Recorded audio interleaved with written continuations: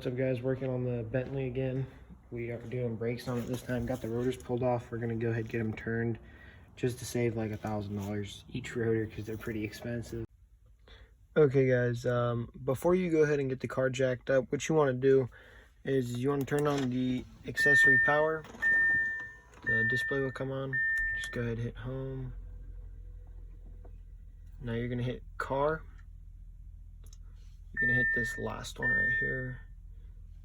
Hit that one, go ahead, scroll down, and then just select air suspension, and that'll prevent it from trying to level the car and damaging anything. Okay, we made it to this side. If you guys are using this as a tutorial to do your own brakes, there's gonna be these little caps on each individual lug. They're gonna sit on there just like, oh no, that's not the wrong one. Let me grab the one that goes on this. They're gonna sit on there like that, and then there's gonna be this little tool bag in the back underneath the floor mat, and you literally just clip it on there and pull them off like this.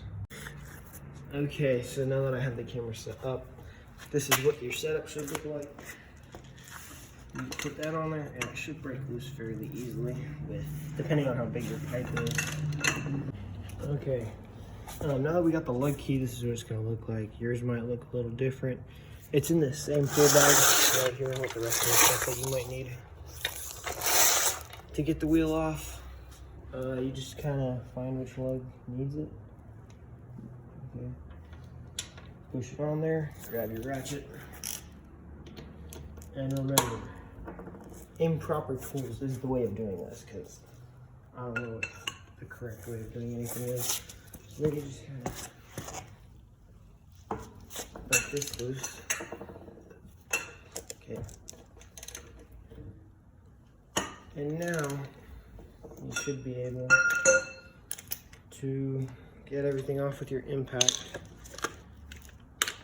And when you are doing it with your impact, don't just fling them off. Do it slowly, so when the stud, or even with any car, when this does come out, this doesn't like start wiggling around in there and you leave like chips on the inside of it, because that never looks good. Put that in my box.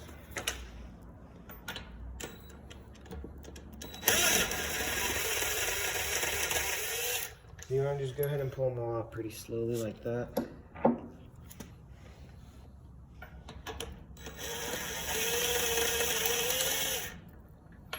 Oop. And yeah, you don't want to do that right there. That's how you chip a wheel. See, now we're going to pull out the one that has a keyway, just to make our life a little bit easier. We'll pull out this last one. The wheel shouldn't fall, just because it's been on there for like 30,000 miles. So it should be like pretty well seated to the rotor itself. But just with extra measure, stick your foot under there and hope it don't fall. See, because we do a lot of things over here with hopes and dreams. I hope I'm not blocking the camera too much, which I probably am. See, yeah, so it's pretty well seated on there, so we just kind of, and there we go, it's off. Make sure you do not hit your caliper and chip it. And the car is the wheels are pretty dirty, so I'm not trying to leave fingerprints everywhere. Now we're gonna go, dang, this tire's bald. See, now we're gonna go put this down next to the other one. Yeah, this car needs tire to go down. I really hope I hit the car, honestly.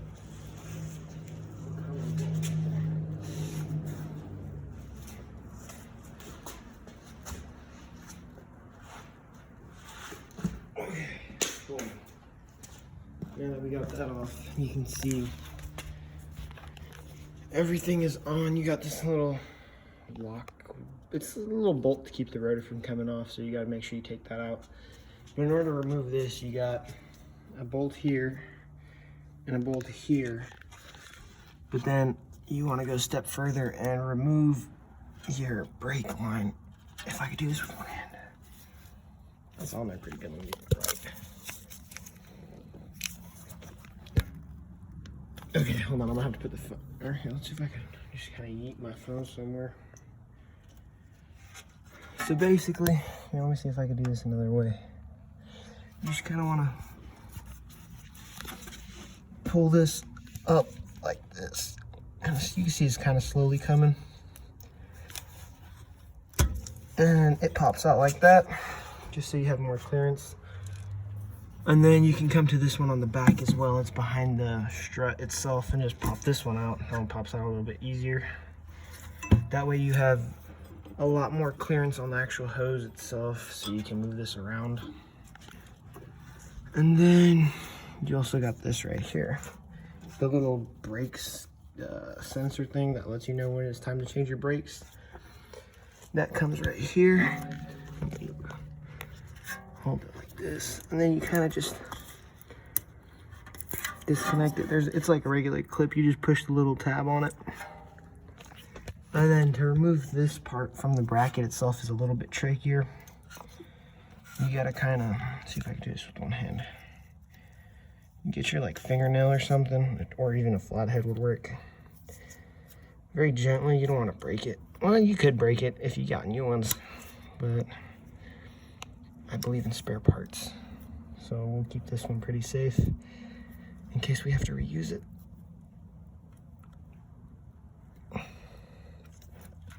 It's been on there for like 30,000 miles, so it should be like pretty well seated to the rotor itself. But just with extra measure, stick your foot under there and hope it don't fall. See, because we do a lot of things over here with hopes and dreams. I hope I'm not blocking the camera too much, which I probably am. See, yeah, so it's pretty well seated on there, so we just kind of, and there we go, it's off. Make sure you do not hit your caliper and chip it. And okay, now we're gonna go ahead and get the ginormous caliper off of there. So I believe it's a size T60 is what this was. Yeah, T60. Make sure you're loosening it. And it's pretty damn tight. So, oh shit, I should probably, before I get started, keep this right here so I can video that for making a mess. Pretty damn tight, so you want to go ahead and grab your little ratchet extension or cheater bar, whatever you want to call it. Get it nice and loose for yourself, because works smarter, not harder. And then you want to go ahead and put it in here. Oh crap, I'm shooting. It's so hot right now. So that's nice and in there. Now you just kind of, if it clicks, bro, that means it's coming loose. Good words to live by. And see, now that one's nice and loose. I'm gonna put that down. You want to double check cat food back on. Oh wait, I forgot my bungee cord. It's on the other side still. Okay, now that we got the flash on, I'm going to be showing you how to expand this. So you want to just kind of come right here. And I definitely don't recommend doing it the way I'm about to do it. You might break something, but we do it very carefully so we don't break anything. Just kind of do it very slowly until you can get the pad. Oop, I popped that side out. No, I didn't. Okay, we're gonna go from this side now. I changed my mind. I think this is the easier way. You're gonna go ahead and catch the lip.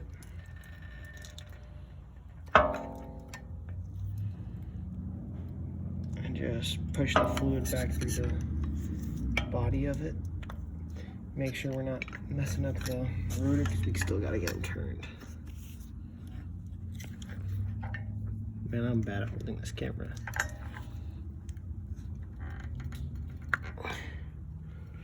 Okay, now I would call that pretty good.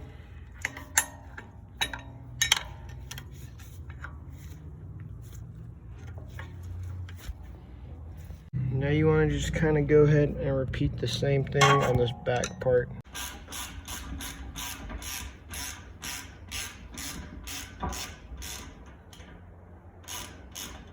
And brakes are pretty heavy, so make sure you don't drop it. That'll be a fun. Oh, you know what? I should probably I'll do this. Yeah, that's what I'll do. Yeah, you want to definitely make sure you're not going to drop it.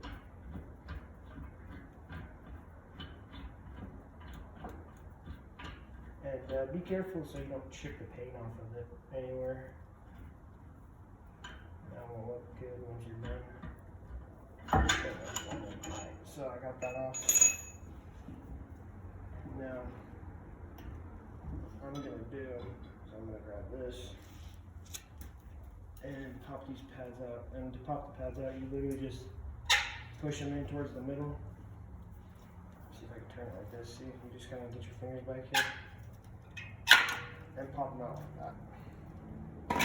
And don't breathe in the plate, that's not good for you. Well, builds character, depends on how you look at it. So now what I'm going to do, I'm just going to take this and pop that off. Grab my little bungee cord, where'd you go? Get it through the hole. Yeet it on here. I chip that knot dead. Chill. And just let it hang.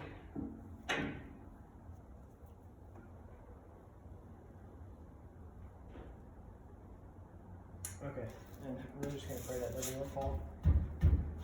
Generally the rotor is going to be pretty stuck on there. I'm going to go ahead and grab, it's like a dead blow on our mallet.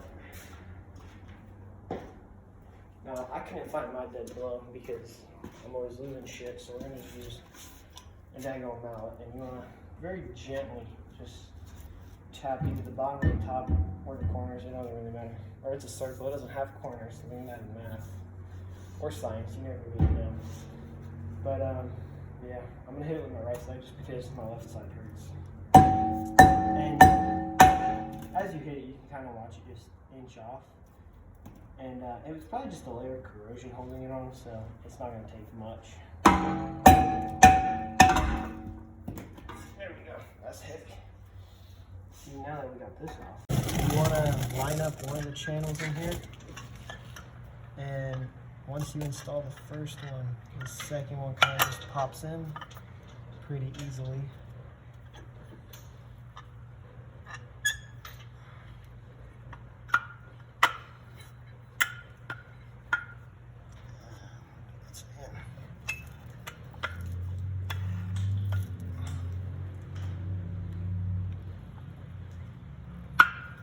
There we go. Had to push it back a little bit. So now you want to take your sensor and feed it through the back first before you hook it up to the pad. And then this wire in here, you'll see it faces towards the actual rotor itself. So you want to clip that in.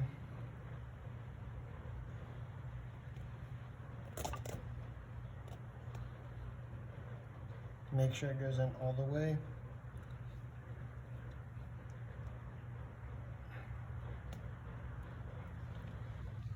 And then now install this one the same way.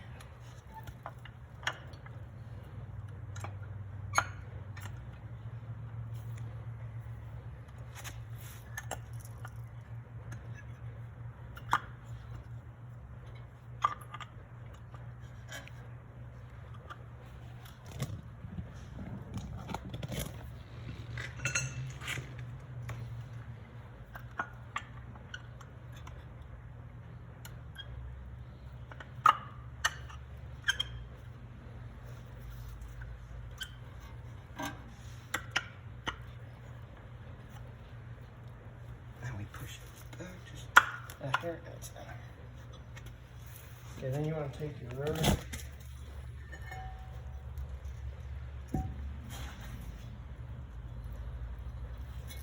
Let me get. You want to make sure you get this bolt in there centered, and then now we're going to go ahead and throw the rotor on. And then you want to make sure that these pads, the back side, like the outside of it, is compressed all the way in, otherwise it won't go on like how I just did it. And then push it in, grab your bolt,